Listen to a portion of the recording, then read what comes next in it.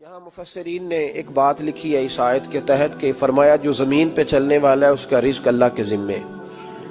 फरमाते हैं कि ये अल्लाह ने हमारी अकल के मुताबिक हमसे बात की है, वरना आसमानों में जितनी मखलूक है रिज्क उसका भी अल्लाह के जिम्मे ही है। यहाँ जो फिल अर्द के लफ्ज है जमीन पे, वो हमें समझाने के लिए कि तुमने तो सिर्फ ये दुनिया देखी है ना, तो जिसको तुमने देखा है वो सब खाते अल्लाह का दिया हुआ ही है। तो जो हमने देखा था रब करीम ने उसके मुताबिक हमें समझा दिया।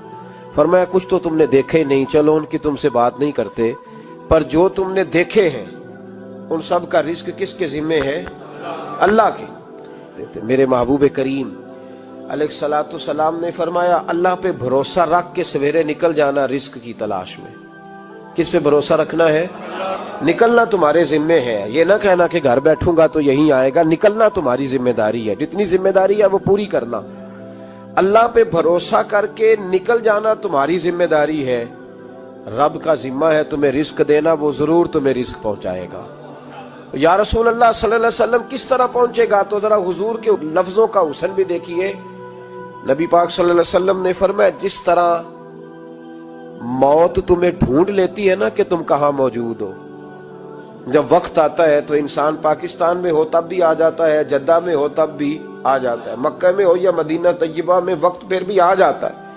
फरमाया जिस तरह मौत तुम जहां भी हो तुम तक पहुंच जाती है ना, इस तरह तुम्हारा रिस्क भी तुम जहां मौजूद होते हो अल्लाह वहां पहुंचा देता है। तो या रसूल अल्लाह सल्लल्लाहु अलैहि वसल्लम किस अंदाज में? तो फरमाया निकल जाना तुम्हारी जिम्मेदारी है। फरमाया सवेरे परिंदे भी निकल जाते हैं और शाम को जब लौटते हैं तो अल्लाह उन्हें पेट भर के रोजी अता फरमाता है। हालांकि उनको नहीं पता होता हमारा कारखाना कहाँ है, हमने कहाँ जाके मजदूरी करनी है। उनको नहीं पता होता कि हमारा दफ्तर कहाँ है, हमने किस ऑफिस में बैठना है। उनको नहीं पता होता कि हमने कहाँ जाके माल खरीदना है और कहाँ से हमने फिर उसको दोबारा बेचना है। उन्हें खबर नहीं होती। अल्लाह पे भरोसा करके निकल जाते हैं। निकलना तो तेरे जिम्मे है कि नहीं? फरमाया वो तो ड्यूटी कर, शाम को अल्लाह जो रब परिंदों को रोजी देता है वो तुझे भी अता फरमाएगा। तू जिस हाल में है, क्योंकि तूने अपना ये हाल खुद नहीं बनाया, जिसने बनाया है वो बड़ा बेहतर जानता था कि तू इसी हाल में उसे अच्छा लगता है। तू उसे इसी हाल में, एक बुजुर्ग थे तो उनकी तबीयत बड़ी अलील होगी, बीमार हो गए तो अल्लाह ने आजमाइश दी तो कीड़े पड़ गए वजूद में। एक कीड़ा यहां से खा रहा था, अल्लाह वाले बड़े राजी रहते हैं उसकी रजा पे। तो कीड़ा यहां खा रहा था तो नीचे गिर गया, तो बाबा जी ने उठा के फिर वहां रख लिया। कहने लगे जब उसने तेरी ड्यूटी मुझे खाने की लगाई है तो मैं इस बात पे राजी हूं, तो तू नीचे क्यों गिरता है? बट ठीक है खा, जब उसने तुझे ड्यूटी जो तेरी लगाई है। सालबा बिन अब्दुल रहमान एक सहाबी थे, सालबा गालिबन, नबी पाक सल्लल्लाहु अलैहि वसल्लम की खिदमत में आए। कहने लगे या रसूल अल्लाह सल्लल्लाहु अलैहि वसल्लम गुर्बत बड़ी है, मेरे लिए दुआ करें अल्लाह ज्यादा माल दे।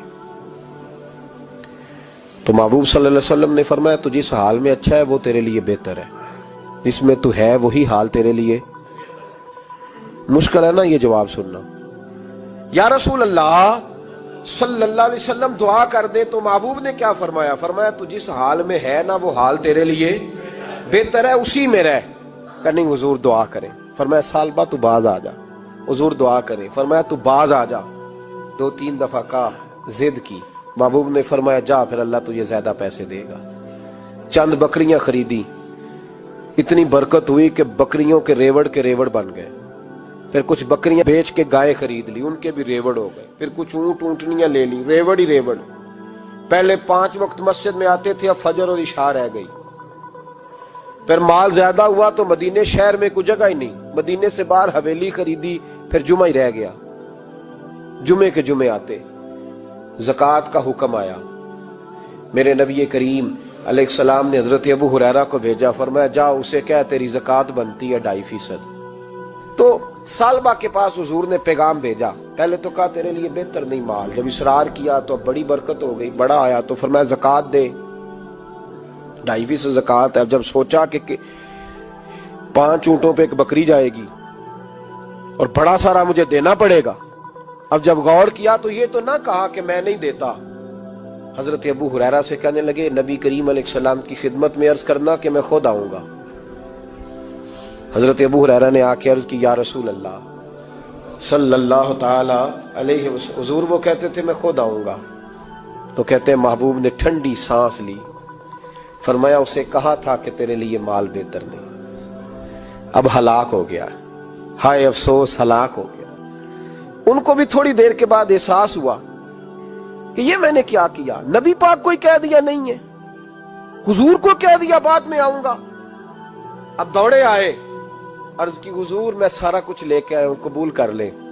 محبوب نے فرمایا گویا بلال حبشی کی خشک کھجور بھی قبول ہے، اور صہیب رومی ایک اٹی بان کی لائے تو وہ بھی قبول ہے، اور عمار بن یاسر اور مصعب بن عمیر اگر 2 دینار دے جائیں اور کوئی پرانا جوڑا کسی سپاہی کے لیے چھوڑ جائے تو وہ بھی قبول ہے، لیکن تو اپنا لاکھوں لے کے چلا جا، تیرا کوئی نہیں قبول، معاف کر دیں۔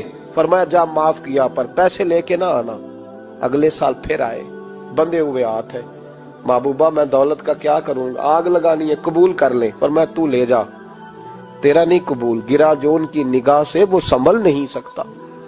حضور نے وصال ظاہری کیا تو جناب صدیق اکبر کے پاس آئے، لاکھوں کا مال، ابو بکر قبول کر لو، تو جناب صدیق اکبر کہنے لگے اس کا کر لوں جس کا نبی نے نہیں کیا، چل جا کوئی نہیں چاہیے۔ حضرت عمر کے زمانے میں قحط پڑ گیا، بارشیں نہیں ہوتی، غلہ نہیں ملتا، حالات خراب ہے، مالی طور پہ بحران آ گیا، غربتیں، مجبوریاں، تکلیفیں، آ کے روئے عمر میرا قبول کر لو، مجھے معافی تو مل گئی تھی نا۔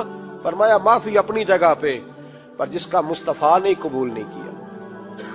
بہت سارے لوگوں کو پتہ ہی نہیں کہ ان کا قبول ہی نہیں ہوا، اور وہ الجھے ہوئے، انہیں خبر ہی نہیں کہ اصل بات کیا ہے۔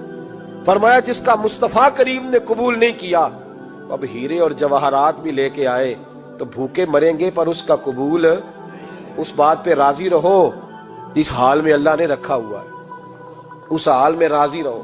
یہ جو مصیبت ہے نا دیکھنی کہ وہ بھی میرے پاس، تمہیں کیا پتا، کبھی پوچھ تو صحیح اس سے وہ کس مصیبت کا شکار ہے، جو مالی طور پہ بڑا امیر ہے، تو اس کی طرف دیکھ کے اپنا دل برا کرتا ہے۔